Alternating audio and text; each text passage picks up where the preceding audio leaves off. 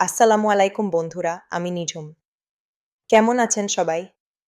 আপনারা যারা আমাকে ভালোবাসেন, তারা জানেন আমি সবসময় চেষ্টা করি আপনাদের প্রিয় সিনেমাগুলোর এমন একসত্য রিভিউ দিতে যা অন্য কোথাও পাবেন না। আজ আমরা কথা বলবো ঢাকাই সিনেমার মেগাস্টার শাকিব খানের most awaited movie the king is here নিয়ে। মুহাম্মদ মোস্তফা কামাল রাজ পরিচালিত এই সিনেমাটি নিয়ে সোশ্যাল মিডিয়ায় গত কয়েক মাস ধরে যে হাইপ ছিল, সেই রাজকীয় ভাব কি পর্দায় বজায় থাকল? নাকি সবটাই শুধু প্রচার? চলুন আজ পর্দা ফাঁস করি। সিনেমার গল্প ও প্রেক্ষাপট। গল্পের শুরুটা হয় মালয়েশিয়া থেকে, যেখানে শাকিব খান একজন আন্ডারওয়ার্ল্ড মাফিয়া ডন। তার ক্ষমতার দাপটে পুরো ক্রাইম সিন্ডিকেট কাঁপে। কিন্তু সিনেমার আসল মোড় ঘোরে যখন বাংলাদেশে থাকা আরেক কুখ্যাত মাফিয়া নেতা মিশা সওদাগরের সাথে তার ক্ষমতার সংঘাত শুরু হয়। টাইটেল বলছে দ্য কিং, আর শাকিব খান এখানে আক্ষরিক অর্থেই রাজার মতো দাপট দেখিয়েছেন। কিন্তু এই রাজত্ব কি শেষ পর্যন্ত টিকে থাকে, নাকি পতনই এই গল্পের মূল উপজীব্য? এই উত্থান পতনের গল্পটাই রাজ সাহেব পর্দায় ফুটিয়ে তোলার চেষ্টা করেছেন। অভিনয় ও টেকনিক্যাল দিক। শাকিব খান সম্পর্কে নতুন করে বলার কিছু নেই।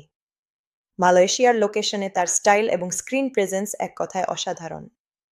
অপূর বিশ্বাসের সাথে তার কেমিস্ট্রি আমাদের পুরনো সেই সোনালি দিনগুলোর কথা মনে করিয়ে দেয়। তবে আমার পার্সোনাল ফেভারিট ছিল ইন্দ্রনীল সেনগুপ্ত। তার শান্ত কিন্তু বিধ্বংসী অভিনয় সিনেমাটিকে অন্য মাত্রায় নিয়ে গেছে।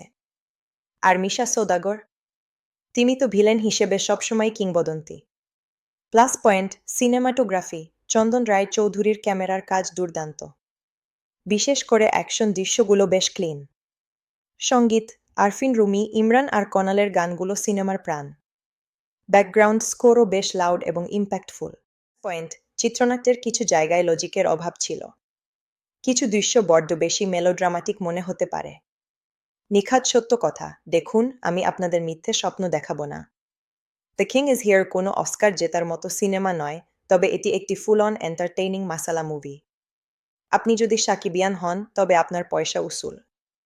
আর যদি আপনি শুধু ভালো গল্পের ভক্ত হন, তবে কিছু জায়গায় আপনার খটকা লাগতে পারে। তবে দিন শেষে আমাদের দেশি সিনেমা যে টেকনিক্যালি এতটা উন্নত হচ্ছে, সেটা দেখে ভালো লাগছে। বন্ধুরা, দিনরাত খেটে আপনাদের জন্য এই রিভিউগুলো তৈরি করি শুধু এক ফোঁটা ভালোবাসার আশায়। আপনাদের প্রতিটি সাবস্ক্রাইব আমার কাছে এক একটি আশীর্বাদের মতো। এই ছোট বোনটার পাশে যদি আপনারা না দাঁড়ান, তবে এই পথ চলাটা খুব কঠিন হয়ে যায়। যদি মনে হয় আমি সত্যটা বলেছি এবং আমার পরিশ্রম আপনার ভালো লেগেছে, তবে প্লিজ এই মায়ার বাঁধনটা ছিঁড়ে যাবেন না। সাবস্ক্রাইব বাটনটা প্রেস করে আমার এই ছোট্ট পরিবারের সদস্য হয়ে যান। আপনাদের ভালোবাসা পেলেই আমি আরও সত্যি কথা বলার সাহস পাব। ভালো থাকবেন, সিনেমা দেখবেন। আল্লাহ হাফেজ।